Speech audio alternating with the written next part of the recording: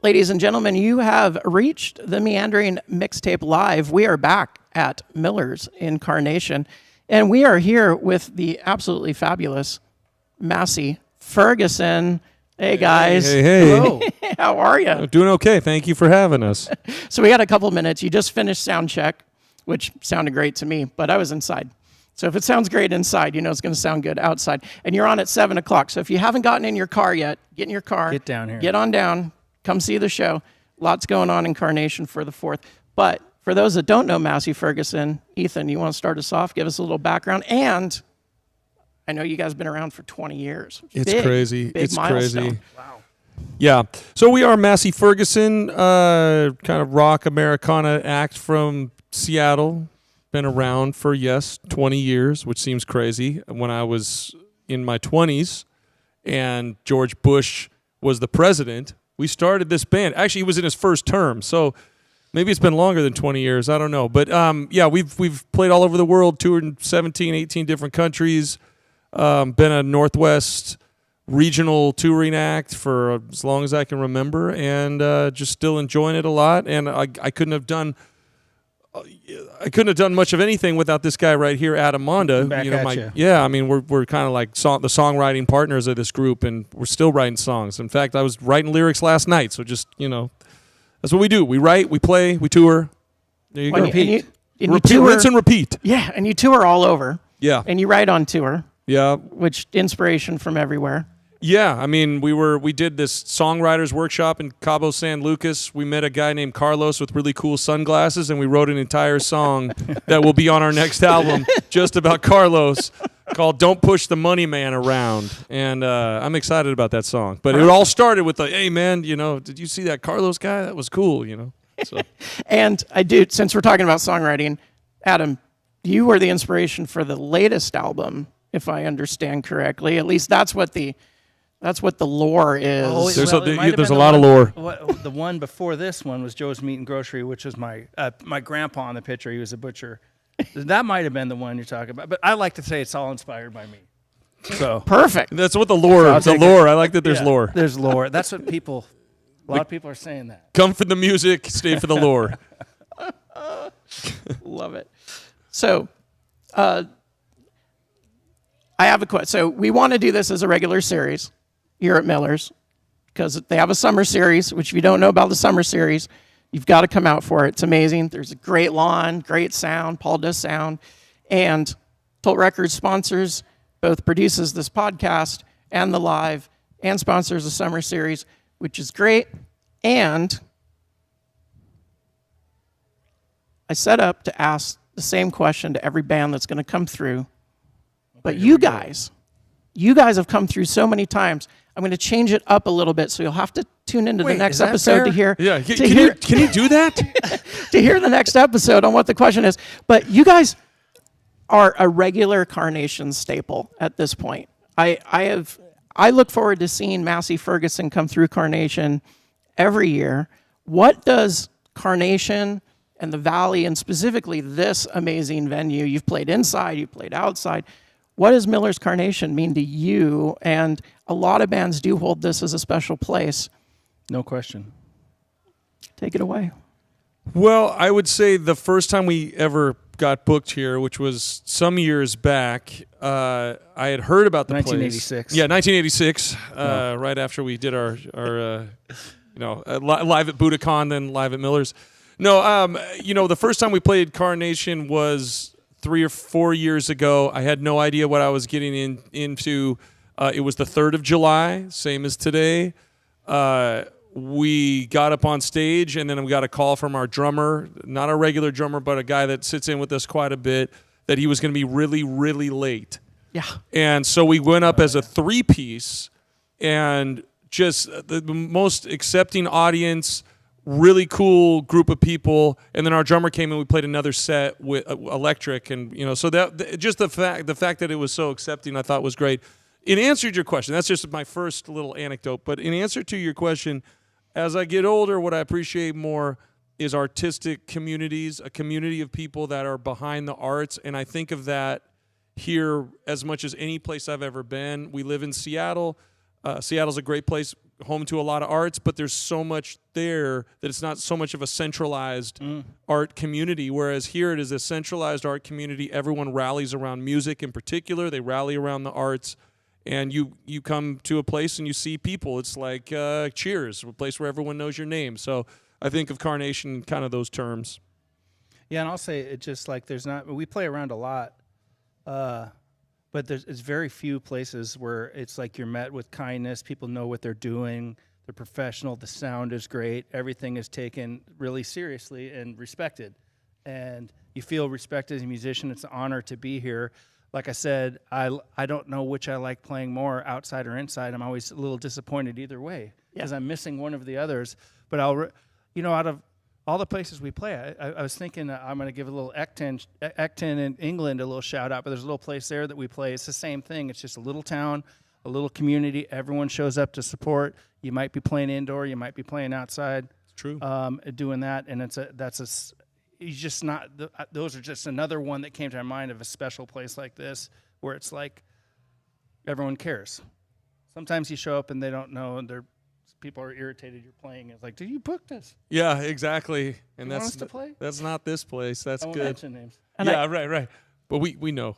And I hear comments from bands, from people who participate in the open mic, that the fan base, the people who come out, show a genuine respect, and they get out and they dance and they participate, and I think that's part of the vibe too. And they come back. Yeah, Yeah. and they come back. Yep. Yeah, you see the same faces over and over again. It is July 4th here in the Valley, and you are kicking us off here on July 3rd with our festivities over the weekend. Tomorrow is a full day for us here in Carnation, and somebody who is playing tomorrow evening down the street is Zan Fiscum. Mm-hmm. And I was going to ask, because Zan showed up on your album on one of the tracks. How did that come together? We did our latest record with a producer named Damian Gerardo and an engineer named Sean Walcott, and they have a great old school studio up in Everett, all kind of analog gear, and they're very much into those sounds, those tones. And we had a couple songs that we wrote that we used all this kind of production, and then one song in particular, So Long Carry On, they were, I'd written some kind of hook, but my voice just didn't sound right on it, and we were like, it'd be cool if we got a female vocal, and they're like, we got her. And then within like a few hours she was down there. She cut the track in half an hour, and boom, bam. It was like, she's a great vocalist, great singer, so it was a pleasure to work with her. And she's sat in with us a bunch of times at live shows, Triple Door and some of these other, the Tractor, some of these other shows we play. She's been on that, and it's been a real pleasure. Yeah, and she sounds great. That track really does elevate. It's great. I was listening to the album today, and Zan, like I said, we'll play tomorrow. So we've tied the whole third and fourth together here at Carnation. Yeah. And how was it working with Damian? And how did that production? It's a little bit different way of putting an album together from your past. Different. Yes. Very different. It was very artistic in the sense of like we would go in, we have our arrangements. We didn't do a lot of work on like grinding pre-production or whatever. We had the arrangements, but with him, he's like, I'm hearing this on a kazoo or something crazy. I don't mean that, but seriously, like that kind of stuff. So you'd had to be ready to curveball and just try some different things, or try the song backwards, and that was really exciting. So we do our work, and then you get somebody else collaborating. He was like another instrument in the band. Yeah, it was a unique experience with a unique musician.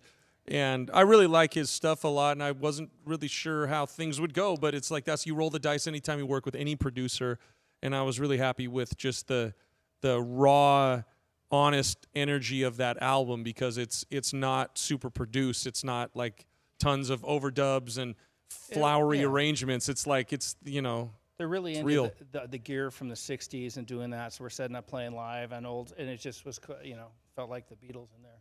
I'm not comparing us to the Beatles, but right, yeah. Sometimes the lore, the lore, sometimes, some no. have said, but you may not be as good as the Beatles, but you're playing on some of that old gear, which sounds cool. Yeah. Well, and that's a great segue into my favorite track of that album, and maybe it's fitting for Carnation. I don't know.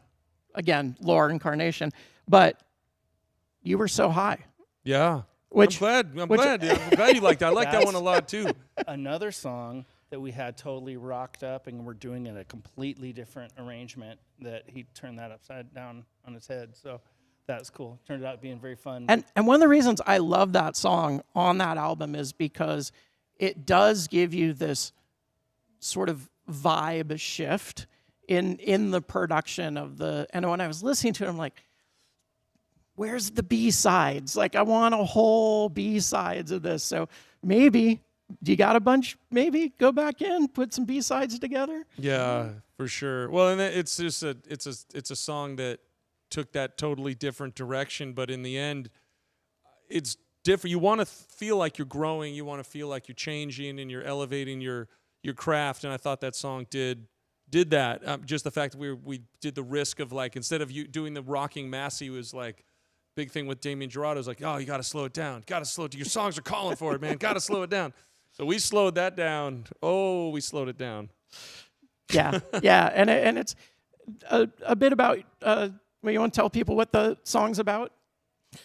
You know, I wrote it from the perspective of a younger sibling with a kind of a messed up older sister that you hate, but you want her approval, you know? And it's like, she does all these other things, and it's like when I say, you know, you were so high, it was like, you know, just like it's maybe, you know, probably has a drug problem, but, you know, it might just be like you're so much above me. You think we always knew we were beneath you. That's a line in the song, and it's just like you want that approval of your older sibling so bad. I actually have a younger sister, so it's not autobiographical.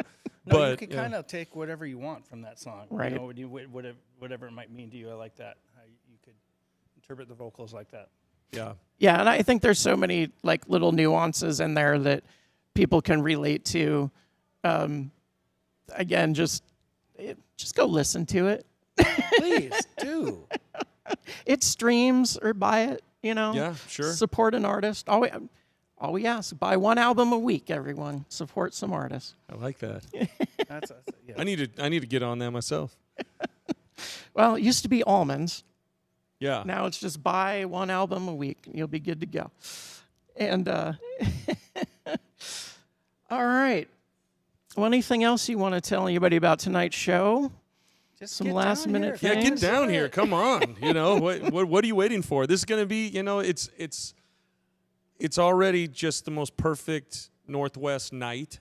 It's not too hot, not too cold, a little bit of cloud cover, a little bit of blue skies, the sun is shining. It's beautiful. There's Come a down. nice breeze. And I heard the music's going to be pretty good too. I heard that as well. Yeah. I do enjoy that. Well, let's get you back out there. All right. We'll go ahead and wrap up a little bit. This has been the Meandering Mixtape Live. I am your host, Ryan, with Toll Records. This has been 2 of Massy Ferguson, 2 of the, well, I should ask this, because the original lineup for Massy Ferguson, who has been there for 20 years?